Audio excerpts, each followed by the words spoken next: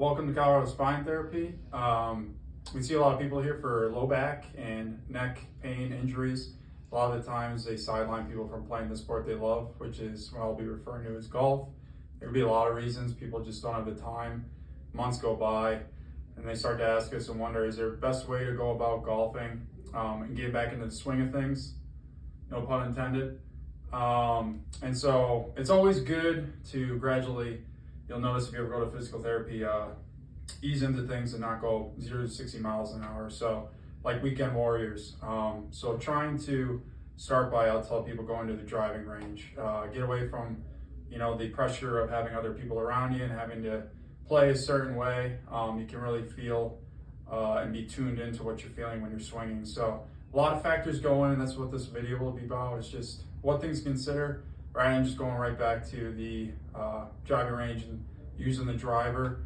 I think really good is to consider using the pitching wedge and the putter for a few sessions first, progressing to something like the short irons and the medium irons before you go to the long irons, and then gradually progressing to something like the driver.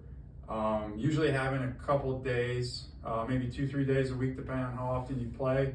Having a day break in between just to examine how you're feeling after the session, not only during, and usually have a warm-up like anything, maybe going for a short walk, doing some light stretches before you play. And then once you feel comfortable and you've actually worked up to the driver, feel ready to go back to the golf course, try to start with something you normally play less. So maybe 9 holes instead of 18. Usually factoring in the whole process too, per session, swing count is really important for a lot of sports.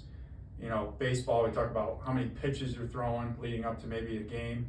So the swing count is very important too when you're golfing. So starting off with maybe that first week you're going back, if you have an average par, maybe 72, definitely going less total swings than that.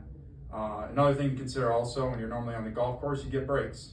So taking a break in between your total amount of swings, maybe have a designated number you take, cut that in half, take a 5-minute break in between too. So lots of things to consider just to gradually ease back into things. Again, we see sometimes the weekend warrior you hear, somebody who's just going all out a couple of days a week. Usually it's just because they're doing too much too soon. So good way to avoid that and avoiding the stumbling blocks along the way as you're getting back to golf. Consider these factors and hopefully have a smooth transition back. Thank you for watching.